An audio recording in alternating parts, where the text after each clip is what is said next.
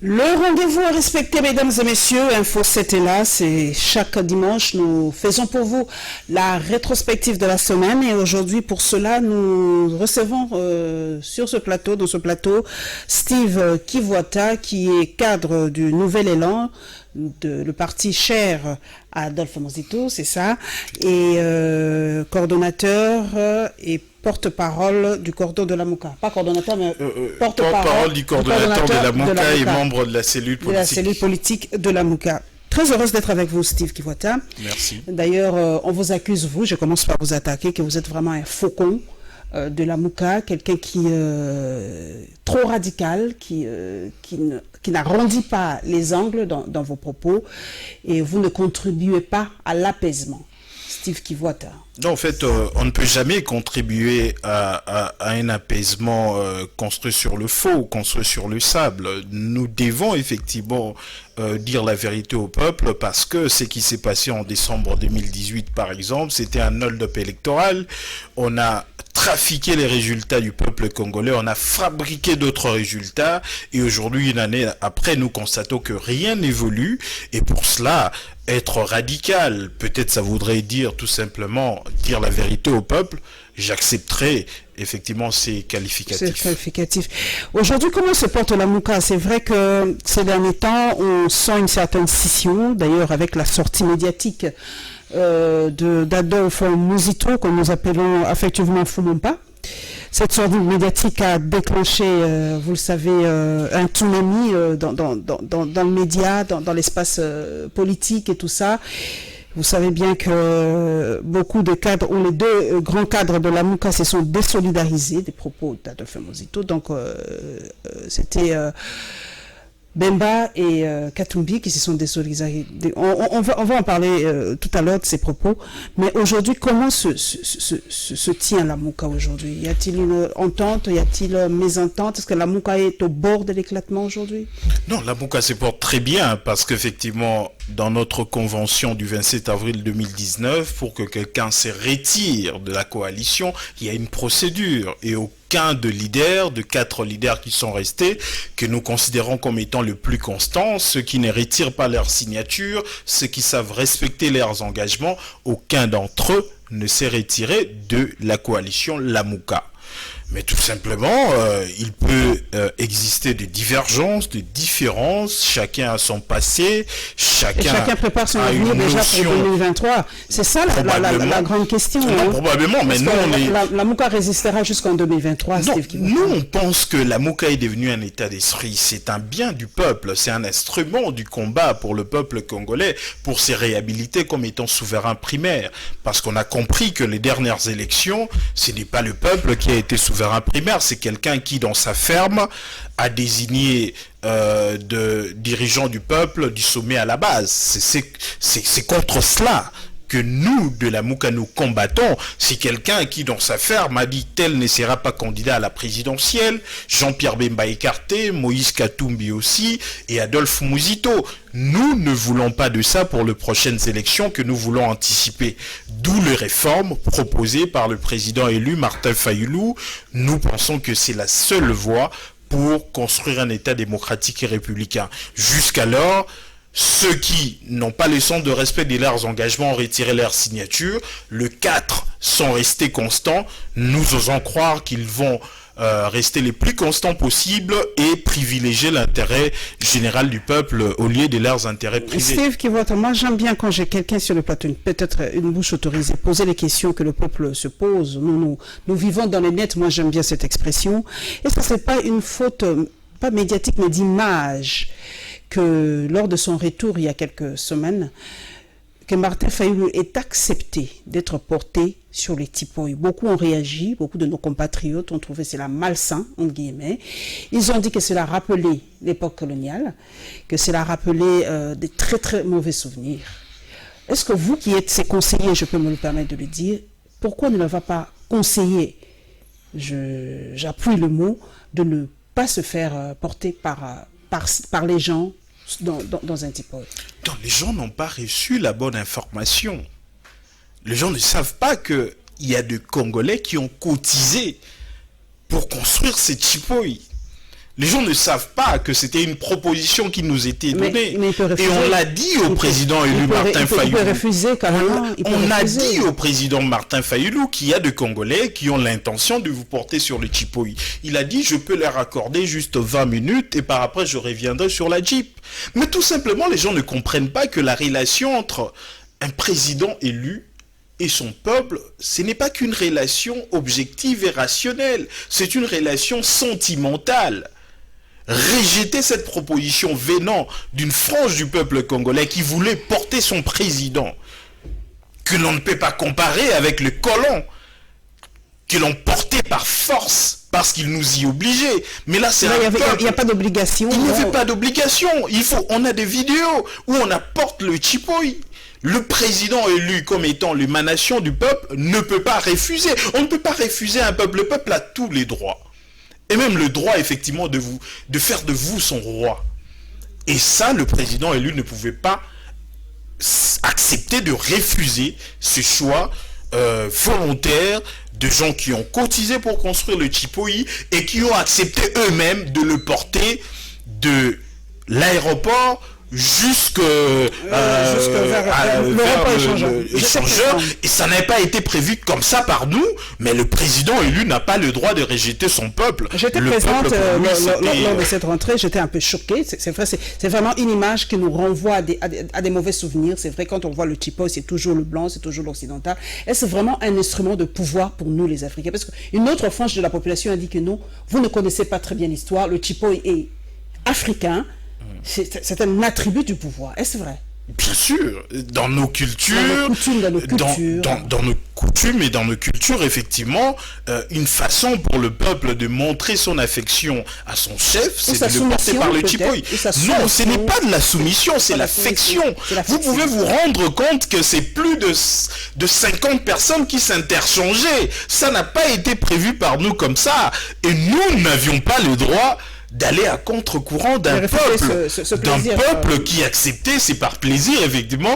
Et ces jeunes gens, je les ai vus à Fadenhouse quand on est arrivé. Pour eux, c'était l'histoire de toute une vie. Ils disaient, nous avions cotisé pour porter notre président et c'était pour nous la plus grande opportunité. Et je ne vois pas quelqu'un qui a été choisi par plus de 60% du peuple congolais rejeter une telle offre. Le sujet, beaucoup d'ailleurs déplorent que vous utilisez ces jeunes comme marchepied. C'est partout, hein. C'est la même foule qui reçoit Martin Fayulu, c'est la même foule qui reçoit Félix Antoine Tshisekedi, c'est la même foule qui reçoit les policiers. Vous instrumentalisez ces jeunes. Pourquoi ne pas mettre ces jeunes-là qui vous aiment, qui vous adulent, dans les usines pour aller travailler? Pour le mettre dans les usines, il faudrait pour cela gérer la République. Il vous souviendra que ces mêmes personnes nous ont confié plus de 60%. FCC Cash, Kabila et Fachi ont décidé de fabriquer les résultats pour se mettre au pouvoir. Nous avions un plan, une vision pour effectivement transformer la République sur le plan politique, économique et social. Ils ont décidé de nous arracher le pouvoir pour instaurer les gâchis actuels. Aujourd'hui, nous assistons à la cacophonie au sommet de l'État, à l'amateurisme au sommet de l'État, et sur le plan économique, il y a une gestion calamiteuse. D'ailleurs, aujourd'hui, nous assistons à des spectacles de millions de dollars qui sont banalisés à travers la corruption, à travers la mégestion, et sur le plan social, nous les ressentons. Aujourd'hui, un dollar vaut 1750 francs. Le prix des denrées alimentaires ne font qu'augmenter. Nous commençons par ça, Steve Kivota. Nous avions une vision. La télé, c'est le temps. Nous commençons d'ailleurs par ça, par la réaction du président des consommateurs par rapport à la hausse des prix. Steve Kivota en a effleuré, en tout cas, ce thème déjà. Et nous allons parler de Kimbo Petro, cette opération qui fait couler beaucoup d'encre et de salive.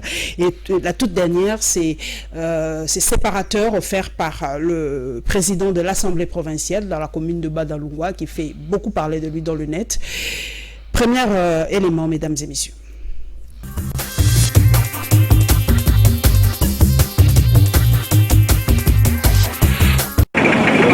Le bourgmestre de la commune de Bandalungwa ne cesse de multiplier des efforts pour rendre sa juridiction plus libre.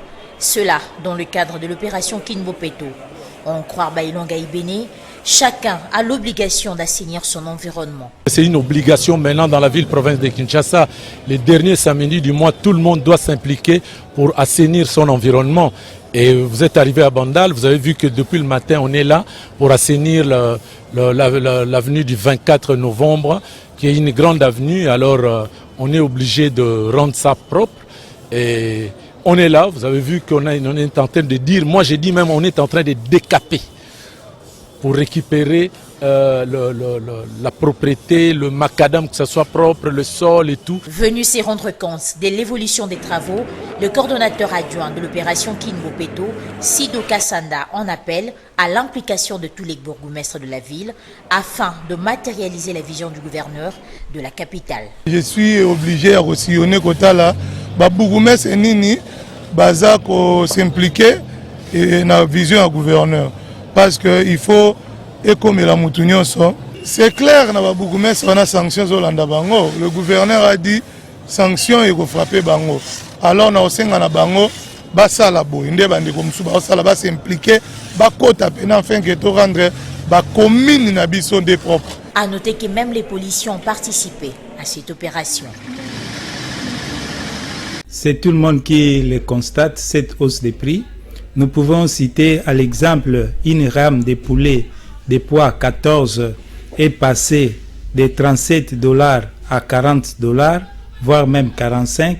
Une rame de Thompson qui était jadis dans les $20 est passée de $22 pour le poids 14.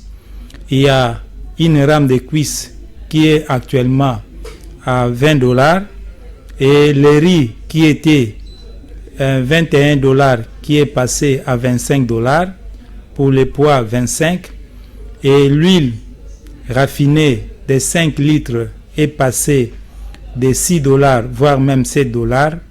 L'huile végétale est passée de $9 à $10 et le sac de semoule de 25 kg est passé de $20 à $22. D'après notre enquête, il y a la hausse des demandes et la population veut à tout prix consommer ces produits alimentaires de première nécessité.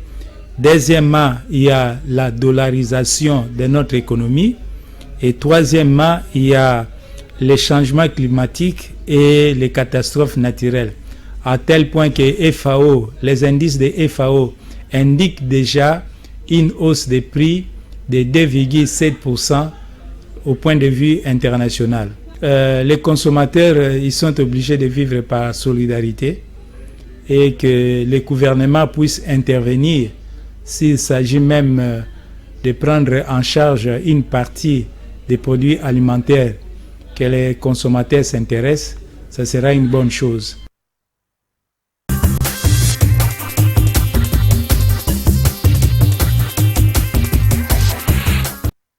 Steve Kivota, je sais que vous êtes un opposant radical, mais cette hausse des prix, ce n'est pas la faute du président Félix-Antoine Tshisekedi.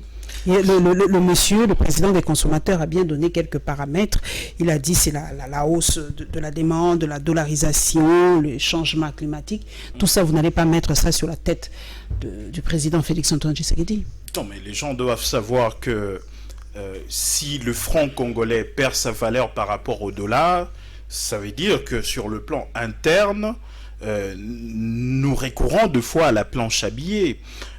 C'est un secret de polichinelle que la présidence de la République a fait des dépassements budgétaires. D'ailleurs, lui-même, il en a parlé dans son discours sur l'état de la nation. C'est aussi un secret de polichinelle que la gestion de budget de 2019 a fini par un déficit budgétaire de plus ou moins 300 à 350 millions de dollars.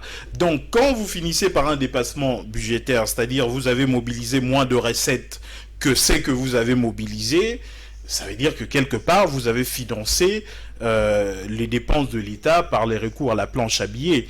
Donc, lorsqu'il y a plus de francs dans le marché que ce qu'il fallait, ça conduit à la dévaluation du franc congolais par rapport au dollar.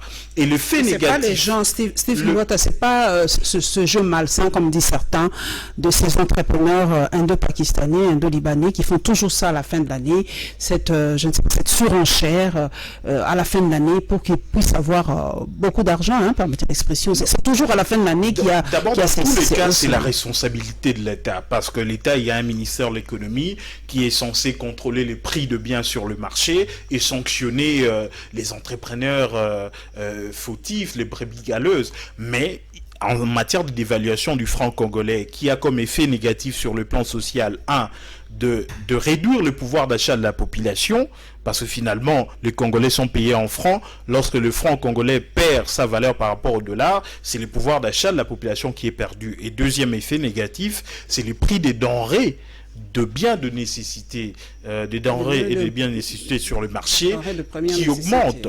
Malheureusement, on n'arrive pas à bien fêter. C'est la responsabilité de nous ne produisons pas, Steve. Moi, c'est la question que je me pose. Est-ce que la RDC ne produit ni riz, ni ces moules, ni ces poulets-là? Il n'y a pas de ferme, il n'y a rien. Nous ne produisons absolument rien. Tout est importé, mais à un niveau assez faible. On a quand même plus ou moins 80 à 90 millions de Congolais à alimenter. Nous ne voyons pas sur le plan agricole et sur le plan de l'élevage ces Congolais qui produisent suffisamment pour rencontrer la consommation des Congolais. Parce que sur le plan économique, 90% de biens qui sont consommés par les Congolais, ça vient de l'extérieur, c'est des biens exportés. Et 90% de ce que nous produisons dans le pays, c'est de minerais, c'est ce que nous exportons. C'est ça le problème de notre économie. Et Félix Tshisekedi est loin effectivement de résoudre ce problème. Il a un pouvoir illégitime, il n'a presque pas de pouvoir, il a une présidence illégitime, le vrai pouvoir appartient au FCC et à Kabila. Il n'arrivera pas à résoudre le vrai problème du pays. Kine Mbopeto, vous avez suivi le bourgmestre de la commune de Bandalungwa, hein, qui est descendu sur le terrain lui-même pour palper du doigt les réalités vraiment des choses, hein, sur le terrain. Gaïlan Baïtene, je ne parviens pas je parviens pas à prononcer son nom. Est-ce vraiment ça son rôle, hein, aujourd'hui, c'est d'être sur le terrain et essayer de nettoyer un peu cette ville qui est vraiment la ville de Kinshasa? Je l'aime, je la regarde par les yeux du cœur, mais des fois c'est intenable et c'est insoutenable. Je suis quinois. Je suis Matétois, c'est un ancien bourgmestre de la commune de Matete. Je vous dirais directement qu'il fait du cosmétique. C'est-à-dire? Il fait du cosmétique, ce sont des opérations de charme. Il balaye avec caméra à l'appui, et lorsqu'il n'y aura plus de caméra, il ne va plus balayer. En fait, c'est même du cosmétique, même au niveau du gouverneur. C'est ça qui est extrêmement grave. Vous savez qu'à Kinshasa, il y a peut-être 25 ans ou 30 ans, tous les gouverneurs qui arrivent, ils viennent toujours avec un concept lié à la propreté de la ville. Ça a été coup de poing à un certain moment, ça a été kin propre à un certain moment aussi. Maintenant, c'est kin Mbopeto. C'est tout un programme qui n'a aucune quintessence. Parce que la propreté ne suppose pas balayer dans la rue. C'est toute une politique. C'est une prise de conscience des Quinois aussi. C'est une prise de conscience, parce que les Quinois, moi, deux fois, je sillonne la ville, il y a des Quinois qui quand ils terminent de prendre son petit sucré dans ses flacons en plastique, ben, ils le jettent carrément dans la rue. Mais permettez-moi de vous le dire que j'en fais partie. Permettez-moi de vous le dire clairement que j'en fais partie. Parce que, non, attention, sinon je risque de transformer mon véhicule en une poubelle. Parce que mais vous avez une poubelle chez vous. La politique d'évacuation de déchets suppose que quand vous consommez et que vous avez un déchet, vous avez partout une poubelle là où vous pouvez jeter. C'est la manque dans la ville. Il n'y en a pas. Il n'y a pas de poubelle publique. Vous m'avez dit peut-être qu'on pourra parler du don du président de l'Assemblée provinciale, des trucs pratiquement de très mauvaise qualité qu'il met sur le boulevard. Non, la politique d'évacuation des déchets suppose une politique de l'État. Non, ça, ce ne sont pas des poubelles, ce sont des séparateurs. Ce sont des séparateurs, pourtant ça a l'image de poubelle. Et même le petite poubelle qu'on met pour le compte de Kine Mbopeto, qui sont de petits tonneaux, ça ne peut pas, effectivement, prendre en charge tous les déchets produits par les Quinois. C'est question de chaque jour qu'on devait effectivement enlever cela. Ce que je dis, c'est toute une politique. Lorsque quelqu'un consomme de déchets quelque part, il doit avoir l'opportunité, dans quelques mètres, de jeter dans une poubelle. Et l'État doit avoir des évacuateurs Ailleurs, c'est même des sociétés privées qui viennent chaque jour prendre ces déchets, et il y a des centres finaux de rejet de ces déchets. Tout ça, ça n'existe pas. On pense que pour rendre la ville propre, il faut donner de balais aux gens qui puissent balayer chaque samedi. Il faut être sérieux. C'est du cosmétique, ce sont des opérations de charme, ça ne produira aucun résultat. André Kimbuta a eu à un certain moment l'appui de l'Union européenne. Nous avions vu quand même qu'il y avait une certaine évolution, mais quand l'Union européenne a cessé avec cette politique d'évacuation des déchets qui était plus ou moins acceptable, c'était le gâchis, et nous avions vu comment est-ce que Kinshasa est devenu très malpropre. Entre Kimbuta et Matata à l'époque, on s'en souvient. Nous allons maintenant parler, mesdames et messieurs, de cette affaire des millions. Steve Kivuata l'a encore effleuré juste au début. Georges Kapiamba, en tout cas, a réagi face à cette affaire qu'on appelle l'affaire de 200 millions. Et vous le savez aussi que Constant Moutamba proposait de lester en justice pour diffamation et tout ça. Et à Lubumbashi, les gens ont manifesté toujours par rapport à cette affaire de 200 millions.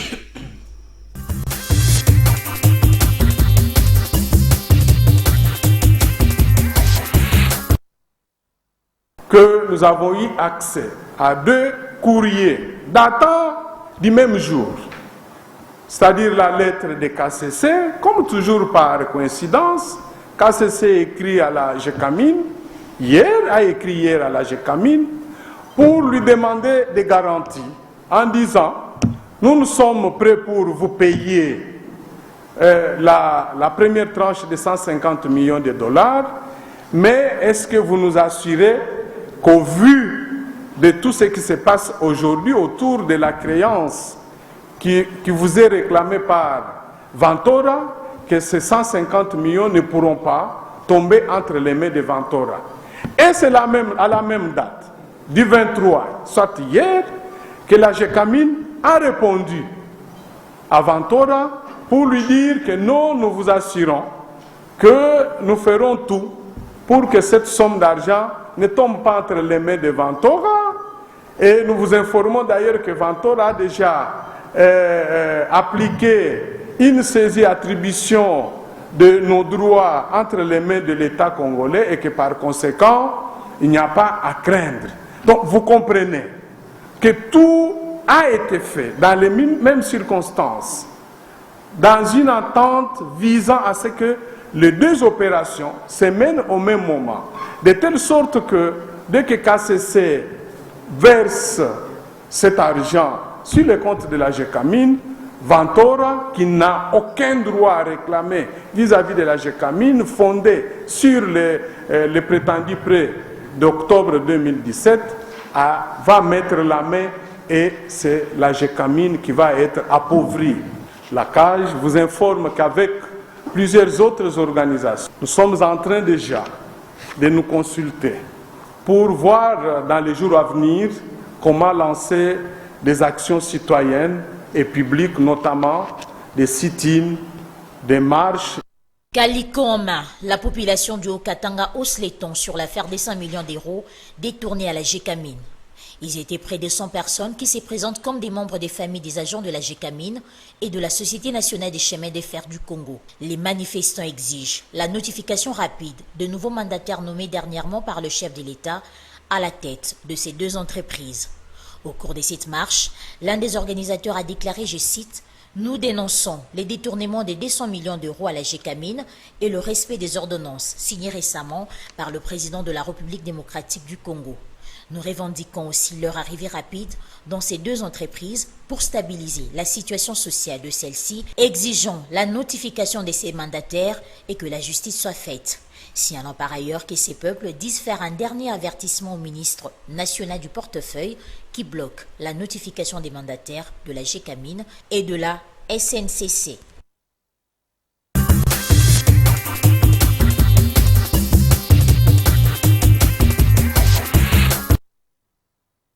Kivuata, on ne comprend pas en RDC. On parle toujours en termes de millions, détournements, millions. Et cette fois-ci, c'est cette affaire de 200 millions de dollars détournés. Selon les dires, selon certains par Albert Yuma, on ne comprend pas très bien comment Comment on peut en arriver là dans ce pays, franchement? Non, c'est regrettable. C'est ce qui démontre qu'il n'y a aucun changement. Ce qui démontre que nous assistons actuellement à la continuité de la Kabylie, et même pire que ce qu'on a vécu sous la Kabylie. D'abord, le million, ça a commencé par plus ou moins 100 millions de dollars que les États-Unis ont dû geler sur la question électorale. Ils ont dit être prêts à coopérer avec les instances judiciaires de la RDC pour donner les éléments pour que les agents de la CENI, surtout le président de la CENI et certains juges de la Cour constitutionnelle impliqués sur le hold-up électoral soient poursuivis. C'était par après les 15 millions de dollars où de hautes personnalités au sein du cabinet du président proclamé Félix Tshisekedi ont été soupçonnés. Silence radio, par après une réunion interinstitutionnelle sur des questions de milliers de dollars, sur des corruptions de députés provinciaux pour les sénatoriales, on en a parlé. Par après, le procureur général a dit, près la Cour de cassation, les dénonciateurs ont disparu. Par après, c'est les fameux 6 millions. Avec lequel le gouvernement FCCK a voulu s'amuser avec de futilités pour fêter une alternance soi-disant tronquée qui n'a jamais existé. Par après, ils n'ont pas ignoré la question des 6 millions, mais ils ont juste... ça sera très sobre. Ils ont parlé de la sobriété, mais ils n'ont pas parlé... Ça sera quoi le coût de la sobriété? Parce qu'on peut faire la sobriété avec 8 millions, 12 millions, parce qu'ils sont habitués à blaguer avec le million de dollars.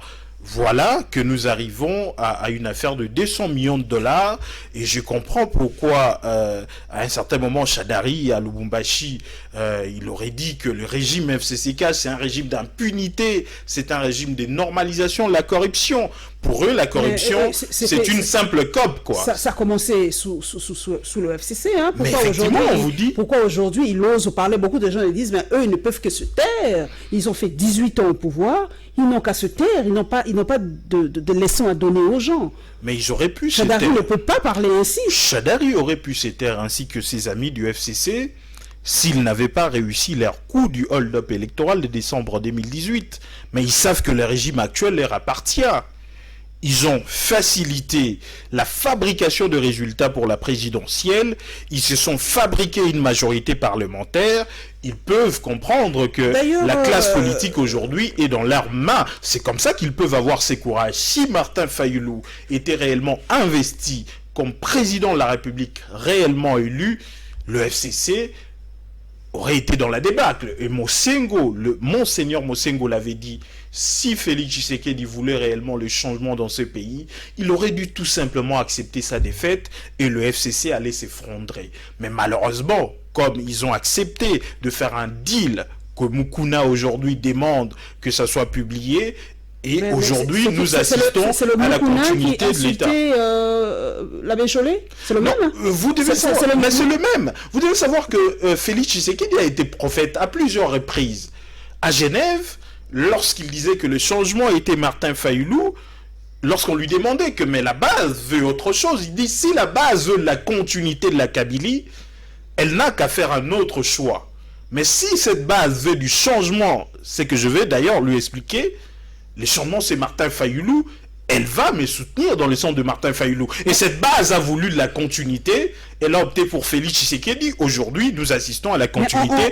Pire même que la continuité. On a ouï dire, Steve Kivota, qu'aujourd'hui, vous êtes plus proche de Kabila. Aujourd'hui, Lamuka est proche de Kabila, du FCC aujourd'hui. Vous soutenez presque les thèses du FCC aujourd'hui. Est-ce vrai? Il y a vraiment un rapprochement aujourd'hui. Il s'agit de quelle thèse?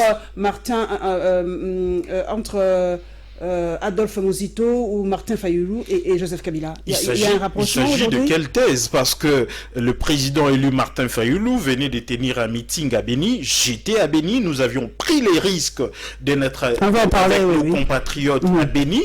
Il a dit que Joseph Kabila a piégé Félix Tshisekedi. Il a dit que le problème dans ce pays, c'est Joseph Kabila. C'est lui dont Félix Tshisekedi parlait en disant que dans le troisième scénario de Joseph Kabila, il le disait en décembre 2018, avant d'être aujourd'hui placé, coopté par le FCC comme président proclamé du pays, il disait que Joseph Kabila avait un plan. dans ce troisième scénario, de placer un président de la République qui sera un simple pantin dont le rôle sera de lui chauffer le siège, les temps pour lui de revenir. Et malheureusement, nous avons l'impression aujourd'hui, d'ailleurs le PPRD l'a dit et le FCC, que Joseph Kabila doit revenir au pouvoir. Donc Félix Tshisekedi aura joué ce rôle de chauffer le siège à Joseph Kabila, le temps pour lui de revenir, c'est ça qui est inacceptable. Par rapport aux ordonnances, par rapport aux mandataires, nous avons suivi à Lumumbashi, le président a signé des ordonnances depuis quelques temps, mais Kyungu Wakumonza et l'autre de la SNCC n'ont jamais été notifiés, voilà le terme, n'a jamais été notifié et n'ont jamais travaillé. Et pourtant, selon la loi, ces ordonnances sont opposables à tous. C'est applicable dès sa signature. On sait comment ça se passait. Dès que le chef de l'État signe, c'est applicable. Mais aujourd'hui, on a revu ces ordonnances pour placer peut-être d'autres gens. Et cette question que je vous pose d'ailleurs, que d'ailleurs plusieurs journalistes du monde extérieur posent au président Félix Antoine Tshisekedi, est-il réellement le président de la République, ou il y a Joseph Kabila ou d'autres forces, entre guillemets, tirent encore les ficelles aujourd'hui? D'abord, nous devons mettre au clair cette question. Il faut d'abord reconnaître que Félix Tshisekedi n'a jamais révoqué ou remplacé Albert Yuma. Il a reconduit Albert Yuma comme président du conseil d'administration de la GECAMINE. Malgré ce dossier de 200 millions. C'était bien avant. Mais aujourd'hui, avec ce dossier de 200 millions, Albert Yuma a été interpellé, il a été interrogé pendant des heures. Ben oui, mais tout simplement, les amis doivent comprendre, parce que j'ai vu ceux qui ont marché, ce sont des agents de l'UDPS. Non, ce sont les militants de l'UDPS. On a vu l'effigie de Fachi et de Etienne Tshisekedi. Ils doivent savoir que même si ces ordonnances étaient exécutées, c'est Albert Yuma qui sera reconduit comme président du conseil d'administration. Vous en êtes sûr? Pourquoi, comment vous êtes aussi sûr comme ça? Mais ces ordonnances ont désigné Albert Yuma comme étant président du conseil d'administration de la GECAMINE. On peut le révoquer s'il y a poursuite et d'autres éléments. Mais il est supposé prendre de nouvelles ordonnances. Mais si nous parlons des ordonnances gelées, dont l'exécution a été gelée, c'est Albert Yuma qui est reconduit. Mais deuxièmement, les actes individuels, leur mise en application intervient lorsque la personne est notifiée.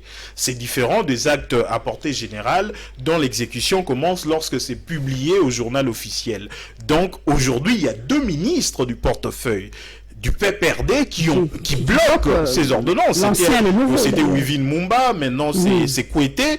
Ils bloquent. Ça montre effectivement la cacophonie au sommet de l'État. Lorsque vous avez un président de la République dont nous contestons la légitimité, avec des ordonnances non exécutées par un ministre dans un gouvernement, ça montre que l'État n'est pas géré. Ça montre la crise politique et la crise sociale que le peuple est en train de ressentir aujourd'hui, de vivre aujourd'hui, ne sera pas résolue. Nous allons à Béni, nous allons assister à la messe, où a participé Martin Fayoulou et Adolphe Mosito. Il faut le dire aussi que Monseigneur le cardinal Ambongo est là-bas aussi, qui tient des propos très très chocs, vous le connaissez, c'est même plus à relayer, mais vous avez lu les propos de Monseigneur Ambongo sur cette situation à l'Est, et avec ces révélations qui tombent sur les massacres à Béni, qui disent que ce sont les fils du pays qui tirent les ficelles derrière tout ce qui se passe à Béni.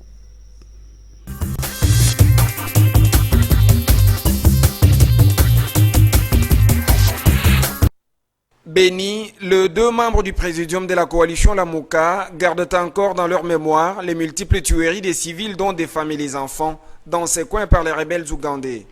Raison pour laquelle l'homme de la vérité des urnes et Adolphe Mosito ont pris part ce mercredi 25 décembre 2019 à la messe de Noël à la paroisse des Païda, près de 3 km du centre-ville de Béni, sur la route Béni-Kassindi.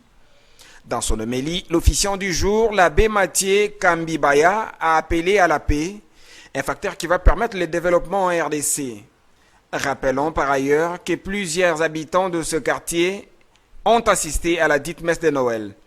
Il s'y est de noter qu'Adolphe Mosito et Martin Fayoulou vont également échanger ce mercredi avec la délégation de la mission des Nations Unies pour la stabilisation du Congo, ainsi que les différentes couches sociales de la population des Béni.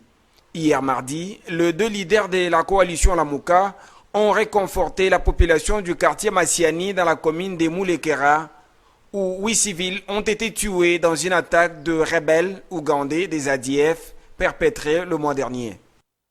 C'est un joli coup défilé opéré par l'armée congolaise dans l'est de la RDC. Des rebelles ADF identifiés aux origines de pays voisins à la République démocratique du Congo. Ils disent être au service de différentes personnalités à travers la RDC. Des politiciens, des hommes d'affaires, des jeunes, des membres de mouvements citoyens, des collaborateurs. Ils ont également fait des révélations sur les sources de financement locales et externes, mais aussi sur la localisation des auteurs, co-auteurs et complices basés à Beni, à Butembo, à Lubero, à Kinshasa et même à l'extérieur de notre pays. Ces bourreaux des Congolais de l'Est ont aussi mis fin au suspense sur la mort mystérieuse d'un prêtre catholique à Beni. Ce sont eux qui ont tué l'abbé Machozi, a affirmé le chargé des communications de la FARDC. Je vous informe que l'abbé Machozi, qui a été enlevé et tué, ils l'ont dit, c'est eux qui l'ont tué. Depuis l'installation de l'état-major avancé dans l'est du pays sous l'ordre de l'actuel chef de l'État congolais, l'intensité des massacres diminue peu à peu dans cette partie du pays. Toutefois, Félix Tshisekedi n'entend ménager aucun.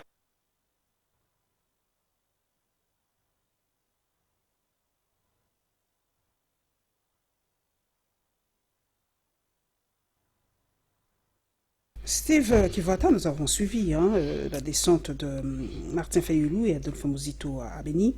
Et beaucoup disent c'est tout simplement du populisme, de la récupération politique. Est-ce vrai?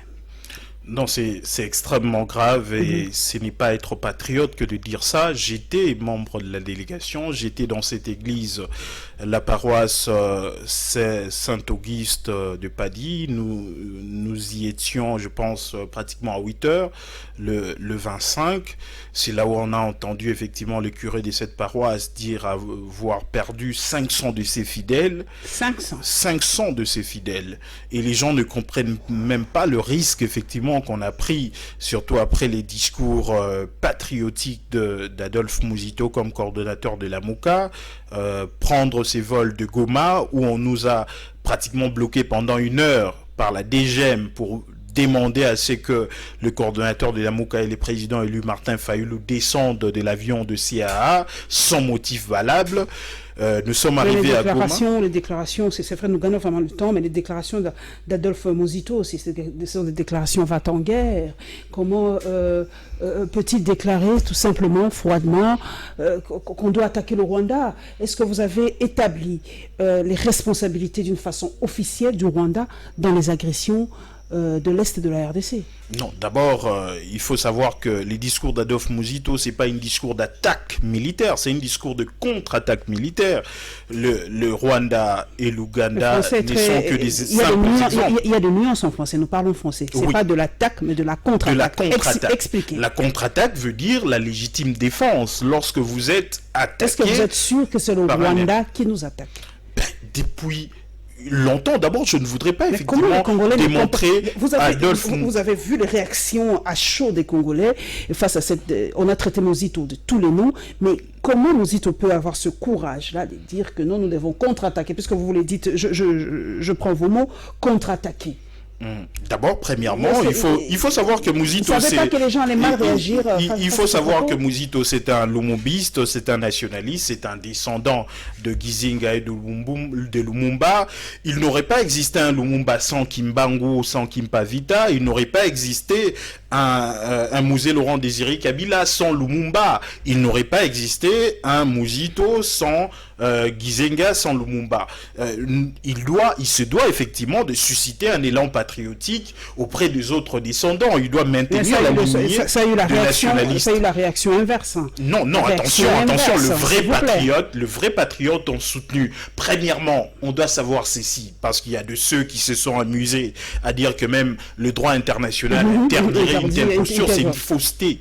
L'article 51 de la Charte des Nations Unies reconnaît à chaque État le droit naturel à la légitime défense. Lorsque vous êtes attaqué, vous vous devez de contre-attaquer. Donc Muzito, en parlant du Rwanda et de l'Ouganda, ce ne sont que des simples exemples. L'Ouganda a été condamné par la Cour internationale de justice pour des faits d'agression. Le Rwanda a été extirpé par certains amis du pays, mais il y a des rapports des Nations Unies qui dénotent de faits d'agression par le Rwanda. Mais de toutes les façons, Muzito parlait de tout État, voisin ou pas, qui chercherait à faire main basse aux ressources naturelles de la RDC sans respecter nos lois.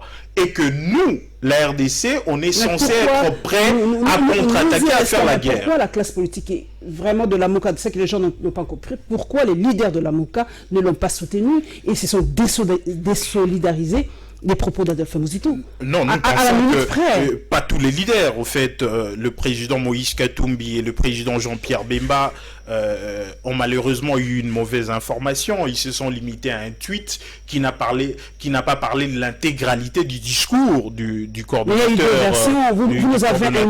Vous avez aussi induit en erreur. En français, les mots étaient très clair, mais en lingala, il a nuancé. C'est ça qui a créé une certaine confusion. En lingala, Adolphe Muzito avait parlé autrement, et en français, il a dit clairement que nous devons envahir le Rwanda. Non, il a dit la même chose.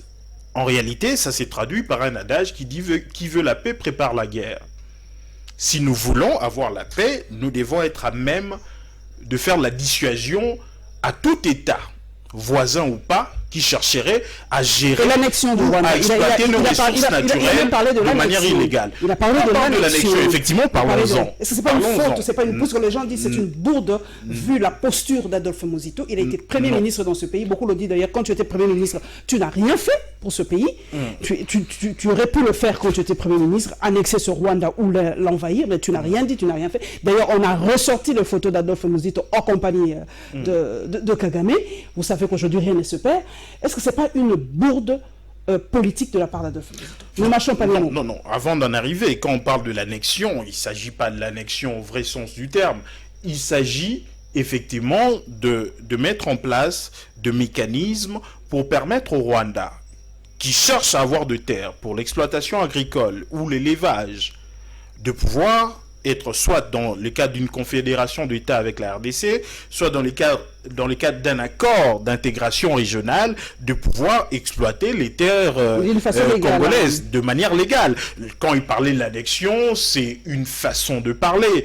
Mais quand les gens s'amusent effectivement à dire Adolphe Muzito, il était Premier ministre, qu'est-ce qu'il a fait? Moi, je pense que les gens n'ont pas l'essence de l'histoire. Et on compare d'ailleurs à Adolf Hitler. Premièrement, avant d'arriver à Adolf Hitler, ils oublient que Adolphe Muzito, c'est ses premiers ministres, une fois désignés, qui part à l'Est en prenant tout le risque possible pendant que Kunda Batware nous attaque. Il découvre qu'il y a de la complicité dans l'armée congolaise et que les rations alimentaires, les rations alimentaires de nos militaires, ça a été coupé court. Non, ça a été coupé court, mais il a dénoncé les complicités et ça a permis à notre armée de mettre hors d'état de nuire Kunda Batware et qui allait jusqu'au Rwanda. Et deuxièmement, Adolphe Muzito, c'est la même personne. Lorsqu'on constate qu'il y a des éleveurs des éleveurs rwandais avec de vaches qui vont au Congo, c'est Adolphe Muzito qui prend ses véhicules, qui va prendre la bonne information et il dénonce le fait. Il dit, vous êtes Rwandais, ok, vous pouvez venir exploiter nos terres, mais il faut respecter les lois du pays. Donc Adolphe Muzito n'a jamais mis sa langue dans la poche, c'est un Lumumbi qui défend toujours les terres congolaises. Cette épine dans le pied d'Adolphe Muzito, c'est vrai qu'on dit qu'il est donneur de leçons, mais cette épine dans le pied d'Adolphe Muzito, la RTVS 1. Beaucoup disent que non, Adolphe Muzito parle beaucoup, mais ses propres agents à la RTVS 1 ne sont pas payés. Il les chasse. D'ailleurs, j'ai lu un communiqué où on a pêché des confrères d'y accéder, Freddy Chioyo et le nommé Chap. Edmond Izuba. Edmond Izuba, voilà, Edmond Izuba, de ne pas pénétrer dans l'enceinte de la RTVS 1. S'il ne parvient pas à payer ses propres agents, comment peut-il demander aux gens d'aller mourir, d'aller envahir et d'aller défendre le Rwanda? Parlez-nous un peu de cette épine de pied qui n'est pas bon pour l'image d'Adolphe Muzito. Non, tout simplement, c'est de la mauvaise foi. Adolphe Muzito a peut-être investi de l'argent pour une chaîne de télévision, mais la chaîne de télévision a ses difficultés économiques et sociales. Vous en savez quelque chose. Toutes les chaînes ne fonctionnent pas comme il faut, ne payent pas ses agents comme il faut par rapport à ces difficultés de situation économique et même de gestion. Il appartient tout simplement aux journalistes de poser le problème au DG en fonction. Or, il s'est fait que le DG en fonction, c'est pas Adolphe Mouzito. Tout simplement, c'est la mauvaise. Mais la chaîne appartient à un homme qui? politique. C'est la chaîne à qui? C'est la chaîne à Adolphe Mouzito. Je parle à une journaliste qui est très bien informée. Là, c'est moi qui pose la question. Mais la chaîne appartient à qui? Adolphe Mouzito? On doit savoir c'est quoi la responsabilité des associés dans une chaîne ou des actionnaires. Un actionnaire ne gère pas au quotidien une chaîne. Un actionnaire met en place son argent. A-t-il sanctionné ceux qui ont réduit à néant presque son œuvre qu'est la RTVS? A-t-il sanctionné ceux qui ne payent pas? Est-ce qu'il les met ensemble pour dire pourquoi vous ne payez pas les agents? Pourquoi les agents se plaignent? Est-ce qu'Adolphe Mouzito a déjà appelé ces chefs-là et parlé avec eux par rapport à cette situation? Vous posez une très bonne question, mais je pense que la première question que vous deviez poser, c'est de savoir pourquoi le journaliste n'interpelle pas la directrice générale ou le directeur général qui est en fonction. Parce que ça devait être la première démarche. Nous devions d'abord entendre ce que le directeur général ou la directrice générale dirait sur les difficultés de la chaîne à pouvoir payer ses agents. On ne doit pas penser que lorsqu'on a une boutique, même si on met de l'argent, que la personne qui y travaille doit être payée par celui qui a mis l'argent. C'est la personne qui gère qui doit être responsable. Je suis d'accord avec vous que lorsque les explications de la personne qui gère ne sont pas satisfaisantes, ce sont les actionnaires qui doivent le sanctionner. Donc ça, c'est une responsabilité à deuxième niveau que nous pouvons effectivement interpeller Adolphe Mouzito. Mais la première responsabilité... Parce que c'est sa fille qui gère la RTVS. Il y a une forme de laxisme. Non, on ne peut pas sanctionner sa propre fille. C'est ça. Non, il ne faut pas personnaliser. Je pense que ça soit sa fille ou pas, c'est à elle ou donc au directeur général ou à la directrice générale de donner des explications. Peut-être ça sera les mêmes explications que le DG de Télé 50 donnerait parce qu'il y a eu le même problème. Le DG de Digital, d'Africa TV, de Congo Web. Vous savez, Congo Web avait une certaine beauté que j'admirais. Aujourd'hui, je sens que Congo Web ne fonctionne pas comme il faut. Peut-être les vrais débats, ce sont les taxes et impôts que payent nos chaînes. Est-ce qu'elles devaient le payer à cette hauteur?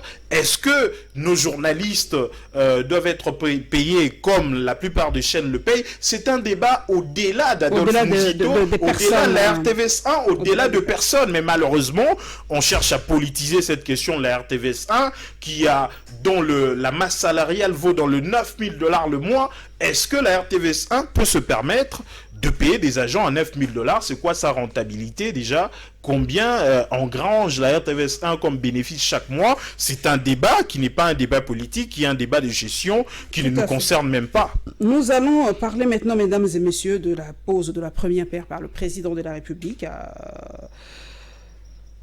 la Régie des eaux. Cette pose de la première pierre devrait entraîner la construction d'un site pour l'épuration d'eau. Et nous allons parler aussi de ce séminaire qu'a tenu le chef de l'État et les membres du gouvernement à Zongo, dans le Congo central.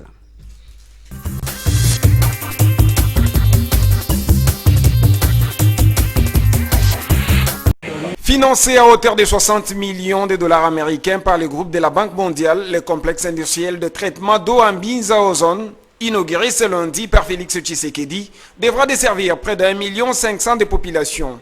Une action qui répond au plan de rénovation de la Régie des eaux qui tient à faire face au déficit de production d'eau dans la capitale, qui couvre près de 30% de la population. Il faut la création de nouvelles unités de production d'eau potable, insiste M. Moubiaï, directeur général de la Régie des eaux. La Régie des eaux SA s'est résolue de résorber ce déficit de production par la mise en œuvre actuellement enregistrée en mettant en place des projets comme, premièrement, la construction de l'usine de Lemba Imbu d'une capacité de 220 000 m3 par jour avec un premier module de 35 000 m3 par jour que votre représentant personnel a inauguré en date du 20 mai 2019 et qui est actuellement en construction depuis juillet 2019 sous financement du gouvernement coréen.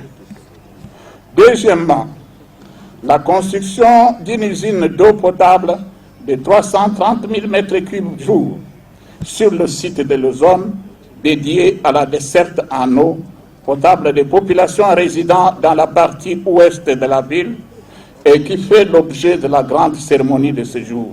C'est grâce aux efforts de Félix Tshisekedi, à peine élu président, suite à ses contacts multipliés avec la Banque mondiale, que l'entame de la série d'implantation des unités de production d'eau potable a été rendue possible ce jour. Occasion pour le gouverneur de la province de Kinshasa de témoigner au nom de ses administrés sa gratitude. La présence du chef de l'État à cette cérémonie révèle une fois de plus son attachement à sa passion qui est le peuple d'abord. Excellence, Monsieur le Président de la République, distingués invités, c'est avec une joie immense que je tiens à exprimer la gratitude des Quinoises et des Quinois à l'adresse de la Banque mondiale qui assure le financement de l'ouvrage ainsi qu'à la Régie des eaux en sa qualité de maître d'ouvrage. Dans son speech, le ministre de l'Énergie, Eustache Muhanzi Mubembe, a révélé que le gouvernement a obtenu de la Banque mondiale une dotation à hauteur de 360 millions de dollars américains en vue de la production et l'amélioration de la qualité d'eau pour l'ensemble de la population congolaise. C'est donc au 4e trimestre de l'année 2020 que les travaux du 2e module de l'usine de l'ozone pourront être lancés. Conduite par le chef du gouvernement, Sylvestre Ilunga Ilunkamba, l'ouverture du séminaire d'orientation gouvernementale lancé par le président de la République en séjour a connu la présence de plusieurs membres du gouvernement ainsi que certaines personnalités pétries d'expérience. Dans son speech, Félix Tshisekedi a rappelé l'objectif de ces travaux qui est initié en vue de resserrer les liens entre les membres du gouvernement CACH-FCC pour une meilleure unité de commandement d'exécution et une bonne cohésion nationale. C'est ainsi que nous avons aujourd'hui un gouvernement de coalition au terme d'arbres pour parler entre les deux familles politiques. Ceci est une expérience inédite dans notre pays et qui mérite chaque jour notre attention et des précautions de part et d'autre pour préserver la cohésion gouvernementale. Toujours dans cet esprit de la cohésion, le président Félix Tshisekedi invite chaque membre du gouvernement à avoir comme devise la rigueur, la discipline, l'intégrité et la célérité dans l'accomplissement de vos tâches. Cependant, il va également saluer l'effort de tous dans la mise en œuvre de la gratuité de l'enseignement primaire à travers la RDC. Je dois remercier chacun de vous, en commençant par le Premier ministre et tous les membres du gouvernement donc pour la poursuite des travaux du programme de 100 jours et la mise en œuvre de la gratuité de l'enseignement ainsi que de bien d'autres actions sociales. Il faut également noter que ces assises ont connu la présence du représentant de la RDC à la Banque africaine de développement, le professeur Freddy Matungulu.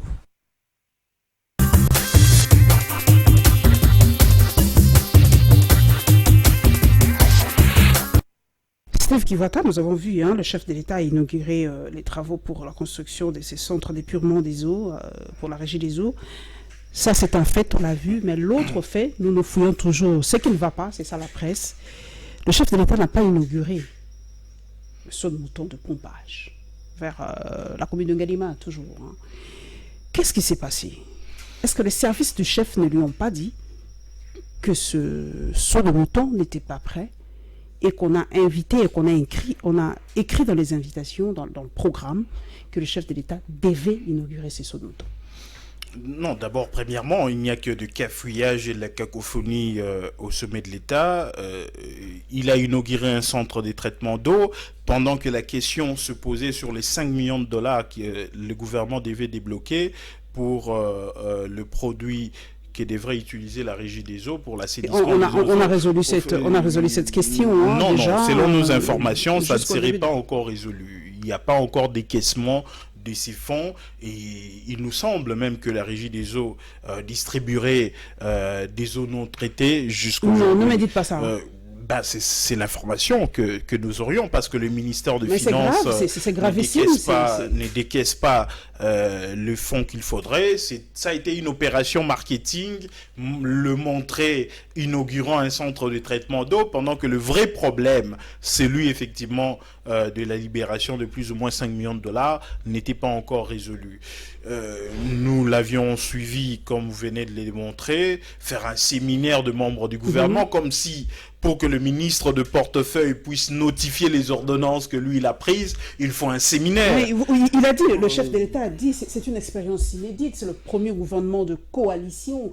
Donc il faut que chacun y mette de l'eau dans son vin, que chacun suive la vision du chef de l'État pour que ce gouvernement puisse fonctionner dans la normalité, permettez l'expression, parce que là, si chacun fait bon lui semble, c'est que bon lui semble, et ben ça n'ira pas. C'est ce qui s'est passé, c'est ce qui se passe. Mais c'est d'abord ça la fausseté. Il n'y a pas de coalition, ils sont en cohabitation. Sur le plan de fait, ils sont en cohabitation. FCC a une majorité parlementaire fabriquée, lui aussi a une majorité présidentielle fabriquée. Lorsque vous fonctionnez en dehors de l'onction populaire, rien ne peut être produit. Ils ne sont pas en coalition. Parce qu'ici, il faut parler de coalition, ce n'est pas la première dans l'histoire, parce que tous les anciens gouvernements, avec le mode de scrutin que nous avons, tous les gouvernements précédents, c'était des gouvernements de coalition. Même le gouvernement avec le PALU, PPRD-MP, c'était des gouvernements de coalition.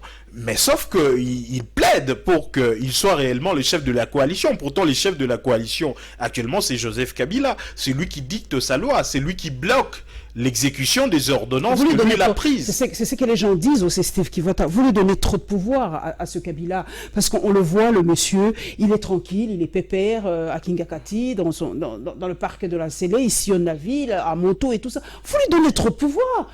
A-t-il réellement ce pouvoir-là, Kabila? Ou vous créez aussi un mythe autour de Kabila? C'est pour ça qu'on dit que non, la Mouka est en train de créer le mythe de Kabila.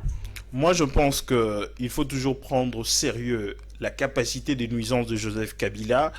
Et je voudrais prendre pour témoin une personnalité, M. Félix Tshisekedi, avant d'être placé comme président. Vous aimez bien cette expression. Oui, hein. mais avant, c'est lui qui disait que c'est Joseph Kabila qui tenait à maîtriser le processus électoral pour placer un pantin. En réalité, aujourd'hui, Joseph Kabila a tout le pouvoir, aussi bien à travers les deals qu'il a fait au niveau de la présidentielle, mais aussi à travers la majorité parlementaire. Nous avons un régime semi-présidentiel, dont le vrai pouvoir, c'est au niveau du Parlement. Et Joseph Kabila s'est organisé pour se fabriquer une majorité parlementaire avec plus de 350 députés. Et de ce fait, c'est lui qui a le vrai pouvoir. C'est ainsi qu'il est à même de bloquer des ordonnances prises par les présidents proclamés, M. Félix Tshisekedi. Il est à même, effectivement, d'avoir un Premier ministre qui fait à chaque fois son apologie pendant que lui, il gère un fait privé, il n'est pas dans les faits publics. Aujourd'hui, nous constatons que la politique qui est mise en place, c'est la politique de Kabila. Il n'est jamais parti, il est toujours là. Le chef de l'État, j'ai retenu deux choses. Il a parlé de la gratuité de l'enseignement là-bas. Est-ce que c'est une réussite déjà, parce que ça fait déjà quelques mois que cette gratuité est effective. Et il a parlé de la continuité des 100 jours. Parce que je ne comprends pas très bien. Est-ce que les 100 jours se sont arrêtés quelque part, ou ça continue, puisqu'il y a maintenant un nouveau gouvernement?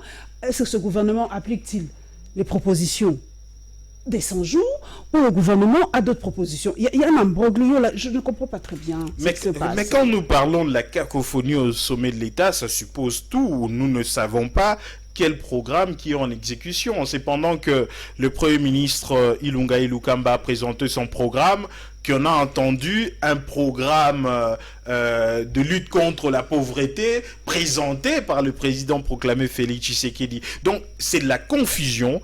Encore une fois de plus, ça démontre qu'ils ne sont pas en coalition. Il n'y a pas homogénéité en termes de vision. Ils sont en train d'aller par la politique d'essai et erreur. Malheureusement, M. Félix Tshisekedi a pris les risques de vouloir sacrifier l'année scolaire, de sacrifier nos élèves en projetant, en mettant en exécution une politique dite de la gratuité de l'enseignement sans tenir en compte tout le préalable. Vous savez qu'aujourd'hui, la gratuité de l'enseignement ne suppose pas seulement les salaires des enseignants, qui sont d'ailleurs pas payés. Tous les enseignants ne sont pas payés. Lui-même, dans son discours sur l'état de la nation, il a reconnu que 97 000 enseignants n'étaient pas payés, les NP. Ceux qui ont le numéro matricule, qui enseignent nos enfants, tout le premier trimestre de l'année scolaire, ils n'ont pas été payés. Il a promis de le payer au deuxième trimestre de l'année scolaire. Espérons qu'il va le payer. Et il y a les NU, les nouvelles unités, qui enseignent nos enfants. Ils sont plus ou moins 200 000. Il a promis de le payer au deuxième trimestre de l'année budgétaire 2020. Ce qui suppose la fin de l'année scolaire, le troisième trimestre. On ne sait pas s'il sera le payer. Cette année est presque une année blanche pour certaines écoles. Mais non, dans le fonctionnement de nos écoles, je vous informe que la plupart des écoles, jusqu'aujourd'hui, n'ont rien reçu comme frais de fonctionnement. Là, vous êtes contre Félix Antoine Tshisekedi, parce que les écoles, il y a certains professeurs qui disent que leur salaire a augmenté de tel niveau. Les écoles sont en train de fonctionner. Steve, là, non, d'abord, soyons sérieux. Vous êtes en train de dire n'importe quoi aussi. Les meilleures écoles de notre pays sont des écoles catholiques, là où les enseignants recevaient de primes à l'âge de 500 à 700 $. On les a plutôt, on a réduit leur train de vie à 240 $, pendant que Félix Tshisekedi promet d'augmenter le salaire des députés. Pour les écoles officielles. Mais l'enseignement, il n'y a pas que les écoles catholiques. Mais attention, l'enseignement, c'est une globalité. Mais quand je vous parle de donnant 7 000 enseignants non payés, reconnus par lui, le NP, ils ont le numéro matricule, mais ils ne sont pas payés. Quand je vous parle de 200 000 nouvelles unités non payées, il ne s'agit pas seulement des écoles catholiques. Mais quand je vous parle de frais de fonctionnement, vous savez que la craie, rien que le paquet de craie coûte 50 $. Or, le frais de fonctionnement prévu, c'est 50 $ par mois. Un paquet de craie dans une école, on l'utilise pendant 4-5 jours. Mais on dit qu'on doit donner à chaque école 50 $, qui n'arrive même pas. Allez, je vous donne seulement un TP, allez à Kalamou, donnez-moi 5 noms des écoles primaires qui ont reçu leurs frais de fonctionnement durant ces 4 mois de l'année scolaire. Aucune école, je vous l'ai dit.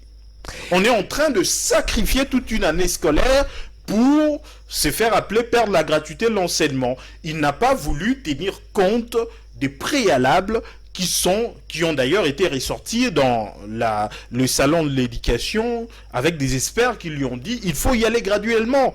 Mais lui, il a voulu politiser le secteur de l'éducation.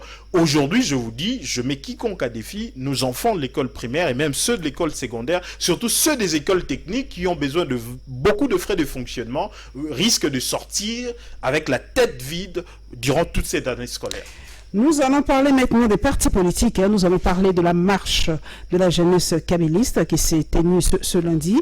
Nous allons parler de la tournée de Jean-Marc Kabound à Tchikapa. Beaucoup d'ailleurs reprochent à Jean-Marc Kabound de souffler le chaud et le froid. Il tient des propos assez percutant quand il est avec sa base, et quand il rentre ici, il essaye d'arrondir les angles, comme on dit. Et nous allons parler aussi de la réaction de la base de l'UDPS par rapport à certaines, ou par rapport au sujet de l'heure.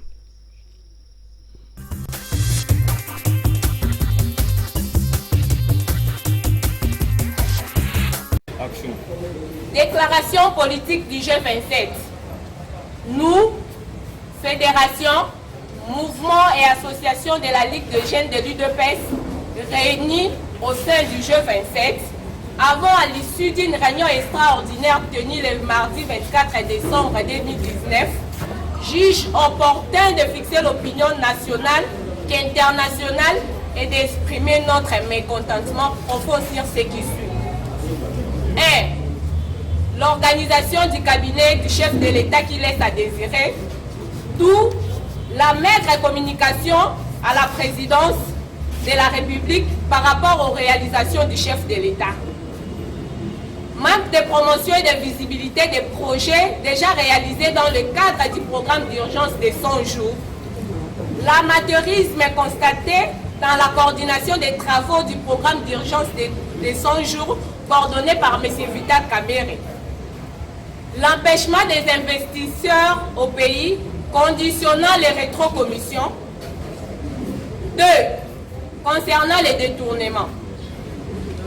Nous avons constaté les silences coupables, voire complices du procureur général de la République, nous citons M. Kabange Numbi, au sujet des détournements de fonds publics ainsi qu'aux pratiques assimilées à la corruption, entre autres et plus récemment l'affaire de 200 millions de dollars de la Gécamine, dilapidée par M. Youm Albert, sans oublier la triste péripétie de 15 millions de dollars de rétrocommission par M. Vital Kamerhe. 3. Les comportements provocateurs du ministre des Finances dans la libération des fonds les plus problématiques à ce jour, preuve d'actes prémédités et délibérés qui visent à saboter la politique prônée par le président de la République, le peuple d'abord. En conséquence, déclarons et exigeons ce qui suit. Appelons le procureur général à prendre des initiatives courageuses quant à ses responsabilités, celle d'interpeller et de poursuivre toutes les personnes concernées par le détournement des deniers publics et de corruption. 2. Concernant les directeurs des cabinets du chef de l'État, nous exigeons sa démission dans les brefs délais. Nous demandons au président de la République, garant du bon fonctionnement des institutions, de recourir à la jurisprudence déjà utilisée dans le passé en arrachant la signature au ministre des Finances. Le G27, conscient et pense que le chef de l'État, quoique mal entouré, est encore seul à lutter pour défendre sa vision politique. Sur ce, il réitère son soutien indéfectible au chef de l'État et met toutes les batteries en marche pour l'accompagner afin de réussir pleinement son mandat. Fait à Kinshasa le 27 décembre 2019 pour les G27. UDPS viva! Viva! UDPS viva! Viva! G27 viva! Viva! Viva! Viva! Tshisekedi, héros national, père de la démocratie.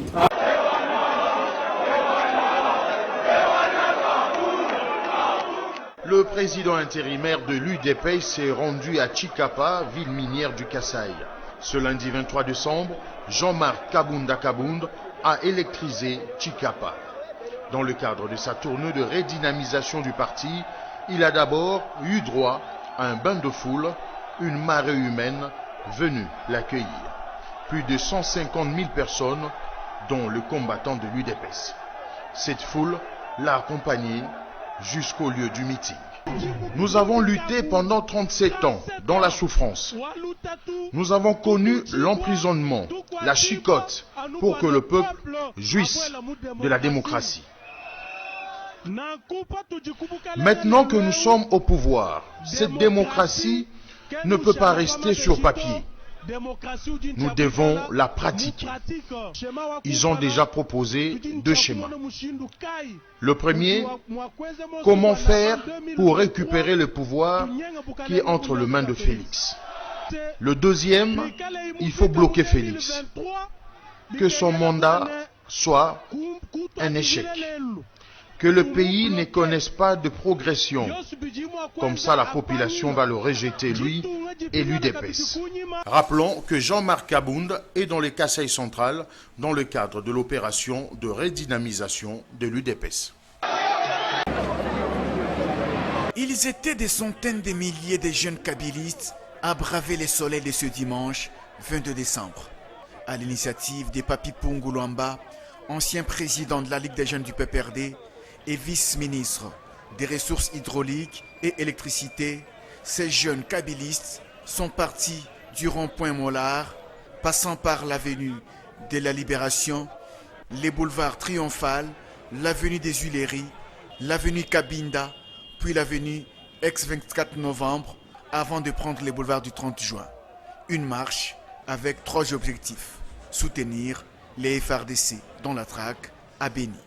Aujourd'hui, la jeunesse kabyliste exprime sa proximité avec nos compatriotes meurtris de Béni. Elle a marché pour dire à l'opinion tant nationale qu'internationale que quelle que soit la peur qu'on veut nous imposer à l'est du pays, quelle que soit toute forme de tentative de déstabilisation, nous resterons unis et solidaires avec nos compatriotes. Le Congo restera un et indivisible. Et des deux, nous soutenons nos forces armées de la République démocratique du Congo qui ne ménagent aucun effort pour neutraliser les ennemis de la République. Et enfin, nous disons que la jeunesse kabyliste est derrière son autorité morale, Joseph Kabila Kabange. C'est lui qui s'est battu, c'est lui qui avait une vision, et sa vision c'est celle qu'aujourd'hui imprime la jeunesse pour dire le Congo doit rester uni et indivisible comme l'avait prédit Lumumba. Tous kabylistes, Ces jeunes savent bien pourquoi ils ont tous marché, soutenir les compatriotes de Béni. Cette activité marque pour nous une importance en ce sens. Nous nous souvenons de nos frères et sœurs compatriotes en ce temps, pendant que nous nous réjouissons, pendant que nous nous préparons pour finir en beauté cette année. De l'autre côté, on cherche ne fût-ce qu'un petit peu pour manger le matin. Tous les polos que vous voyez ici, nous les avons vendus pour avoir un petit rien en fait de soutenir nos frères de Béni. C'est aussi une activité qui vient encourager nos forces armées, qui se sont déployées depuis un temps avec une détermination de mettre fin à la guerre à l'est du pays. C'est une histoire purement politique, qu'il fallait aussi que la jeunesse kabiliste qui s'est engagée dans un combat politique puisse s'assurer de sa détermination et son accompagnement pour essayer de mettre fin à cette histoire. Le point de chute aura été le parking du Grand Hôtel Kinshasa. Ici, un seul vœu a été émis, voir la RDC changer.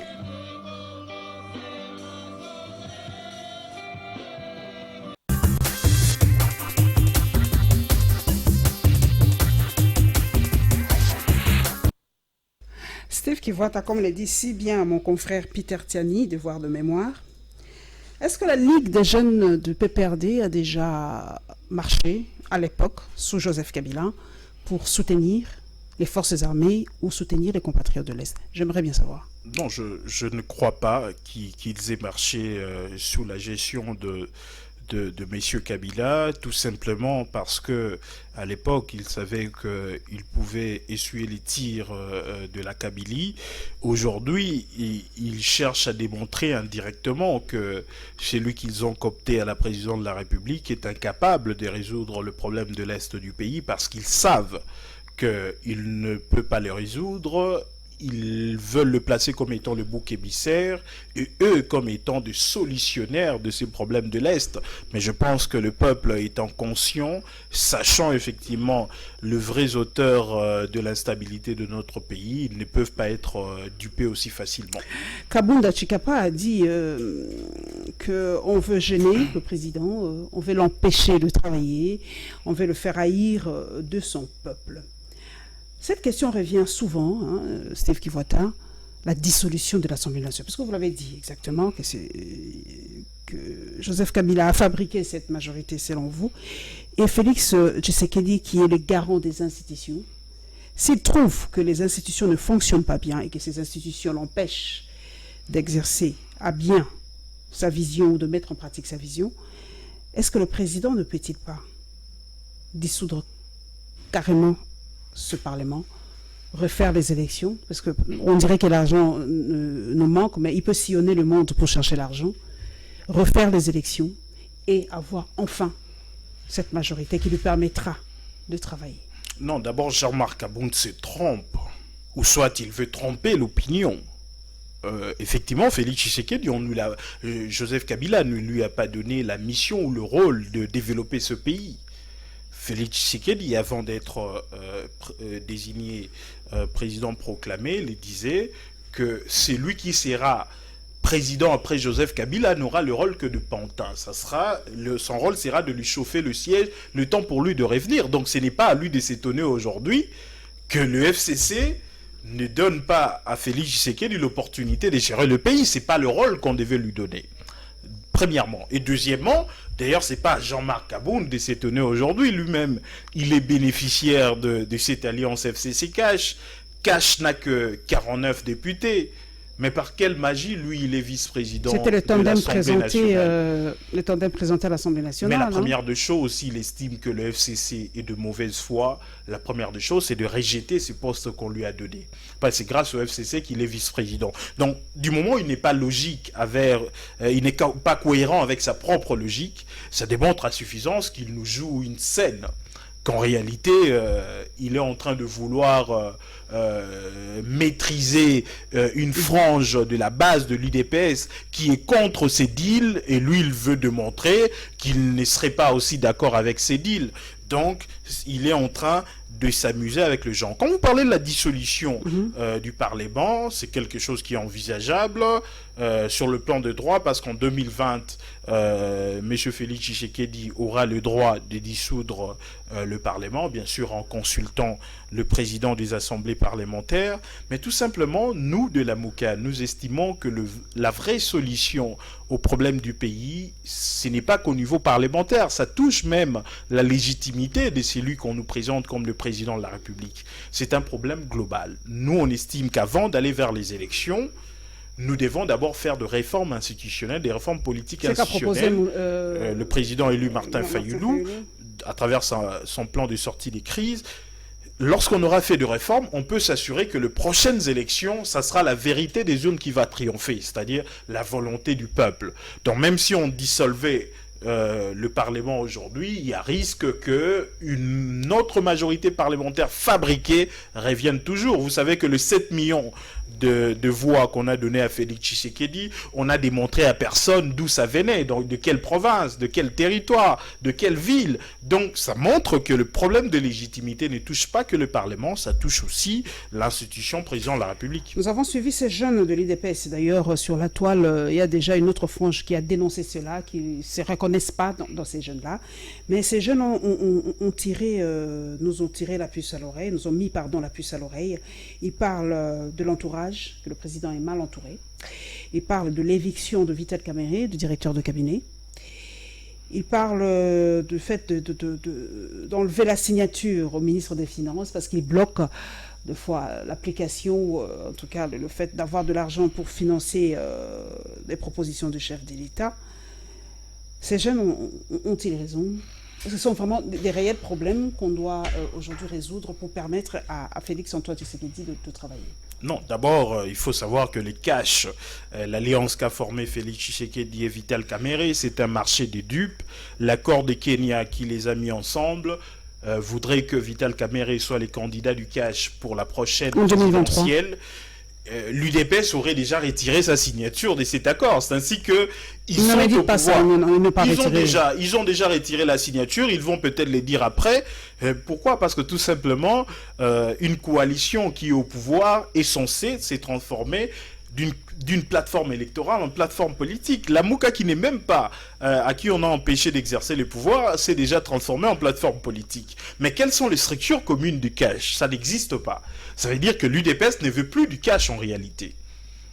L'UDPS ne veut plus de l'accord de Nairobi. L'UDPS a déjà retiré sa signature. Félix Tshisekedi ne donnera jamais l'opportunité à Vital Kamerhe d'être candidat à la prochaine élection présidentielle. C'est ça qui est en jeu. Et les jeunes de l'UDPS savent qu'effectivement, Vital Kamerhe chercherait à se mettre en évidence. Et ce sont de coups bas qui se font au niveau du cash. C'est un marché de dupes. Et c'est tout à fait normal lorsque vous n'arrivez pas à respecter la volonté du peuple, à trahir la volonté du peuple. Vous ne pouvez que atteindre ses destins où vous vous vomissez les uns entre les autres. C'est tout à fait normal. Le dernier sujet, nous courons derrière le temps, nous sommes en train d'atterrir. Panique au camp Lufungula, vous avez suivi cette semaine ce policier déclaré fou qui aurait abattu ses collègues au camp Lufungula et la remise des vivres aux sinistrés de Lemba par Jeanne Mabunda.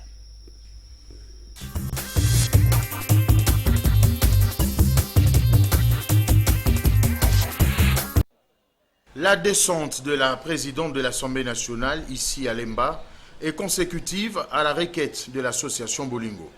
De temps fort de cet événement, l'on retiendra d'abord l'intervention du bourgmestre de la commune de Lemba, Jean Tsaka. Bayebaka baninga ya malamu na tango ya pasi. Banda makambo yeli biso na Lemba, le 25, le 26, na moni mopaya ya boete. Moninga ya boete moni ki ba mama bayaki tomoni kombo balati PPRD baye lokola parti politique na tuni biso soki ba parti politique nyonso sali boye bokokelela yango tokopesa longonya na mokonzi ya parti politique oyo babengi PPRD Papa Joseph Kabila Kabange. Mais aussi celle de la speaker de la Chambre des députés.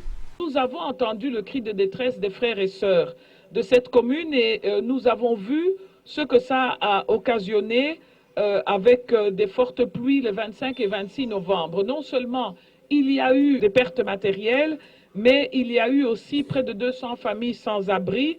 Plus grave encore, ces pluies ont occasionné des morts, non seulement à Lemba, mais aussi dans toute la ville de Kinshasa. Et quand il y a des morts dans une ville, on ne doit pas rester en silence, rester dans son bureau et dire « Bon, Etalinga était parce que ce n'est pas moi ». Nous sommes tous des Kinois, nous habitons tous à Kinshasa et donc ce qui frappe l'un nous frappe aussi parce que demain, ça peut être notre tour. De sacs de sucre, sel, lait, farine de maïs, bidons d'huile, savon et matelas ont constitué le don de la présidente de la représentation nationale, mais aussi un lot de matériel d'assainissement. Sans oublier l'enveloppe destinée à la reconstruction du mur de l'école Elimo Santou, d'où la reconnaissance de l'Embaltek. Bien avant, une minute de silence a été observée en mémoire de victimes des dernières pluies diluviennes à Kinshasa et de la population meurtrie de Beni. Ici, la population environnante accourt pour en savoir un peu plus après que l'élément de la police incontrôlé soit maîtrisé. Pourtant, la circulation avait été bloquée auparavant pour permettre l'opération de la police afin de mettre hors d'état de nuire son propre élément. Déjà dans la matinée, il avait réussi à s'emparer d'une arme avec munitions avant de tuer 2 de ses collègues. Un témoin explique. Alors, nayoki sango à partir de 6h, no babomi moto moko azagarde na porte ya entrée du camp. Alors babotolier manduki na ebité soki ezaki nani tango na landisi pe likamwana na komi na hôpital na kuti déjà bato ple kuna balobi non ezana criminel moko azalaki awa ababomba ka ete aza malade mais aza malade te nzokande azaki na soda balobi bamsu baloba te azana mikanda na nyonso pe sur place wana na présence na ngai tango nazalaki wana na présence na ngai tango nazalaki wana abomi moto mususu azande voisin na ngai ayiwa na nani na ber alors abomi ye na présence ya basoda mususu bakendaki po baluka ye.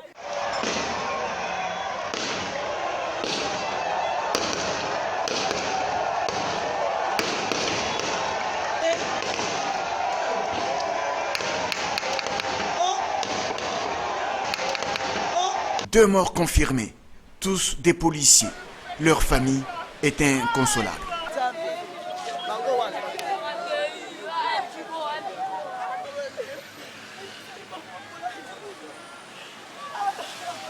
Le policier détraqué mental avait fini par être maîtrisé, ce qui a permis aux riverains d'approcher le camp Lufungula. Pendant ce temps, l'on déplore la promiscuité dans le camp Lufungula ainsi que les entrées et sorties exagérées des détraqués mentaux.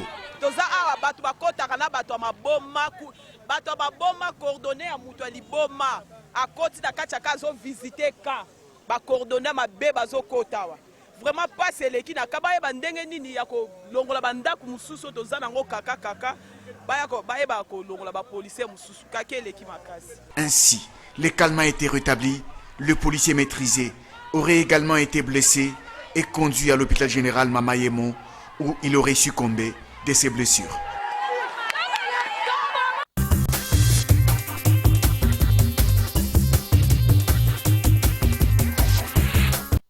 Steve qui voit vraiment en quelques poussières de secondes, c'est la problématique que vous avez suivie de la promiscuité dans le camp, de l'accessibilité dans le camp et évidemment du port d'armes chez les policiers. Alors nous avons vu ce qui devait arriver est arrivé, ce détraqué mental selon eux a subtilisé une arme et a causé la mort de 2 policiers. Alors comment faire? Il faut désengorger les camps militaires, ne pas donner des armes aux policiers. Comment vraiment on doit résoudre ce problème?